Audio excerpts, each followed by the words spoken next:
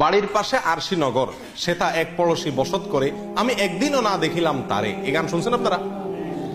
এই গান সম্পর্কে বাংলাদেশের বাউল বইতে আমার কথা হলে বলতেন যে আপনি মৌলবী মানুষ, আপনি তাদের বিরুদ্ধে বলবেন।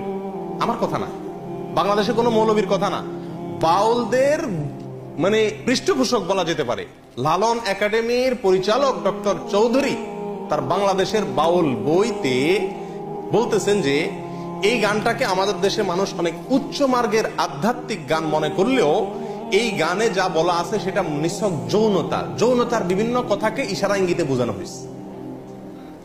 কথা আমার না, কথা ডক্টর চৌধুরীর। তো যতগুলো গান আমার চোখে পড়ছে, যতগুলো কবিতা চোখে পড়ছে, তার বেশিরভাগ কবিতার সার মর্ম হলো যৌনতা, কিভাবে যৌনতা করবে, কিভাবে সাধন করবে, এইগুলা পদ্ধতি বাস। আরেকটা কবিতা শুনেন, আমি কি সন্ধানে যাই সেখানে, মনের মানুষ যেখানে, আধার করে জ্বলছে বাতি দিবারাতি নাই সেখানে, যেতে পথে কাম নদীতে। যারা বাংলা বুঝেন তাদেরকে ব্যাখ্যা করার দরকার নাই, কাম শব্দের অর্থ জানেন আপনারা শুদ্ধ বাংলায়? যেতে পথে কাম নদীতে, পাড়ি দিতে ত্রিবেণে, কত ধনের ধারা যাচ্ছে মারা, কৈড়ে নদীর তোর তুফানে। রসিক যারা চতুর তারাই নদীর ধারা চিনে, উজান্তরি যাচ্ছে বে তারাই স্বরূপ সাধন জানে। মনে হয় যে নদীর ঢেউটা বলা হচ্ছে, জি না। বিশ্বাস করেন এমন কিছু ব্যাখ্যা আছে এই সমস্ত গানের যেগুলো আমি আপনাদের সামনে খুলে বলতে পারবো না, আপনাদেরকে বুঝে নিতে হবে।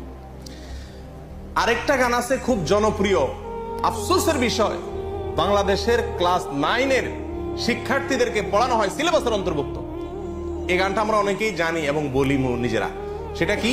সময় গেলে সাধন হবে না। এই গানটা জানেন আপনারা? শুনছেন এই গানটা? সময় গেলে সাধন হবে না।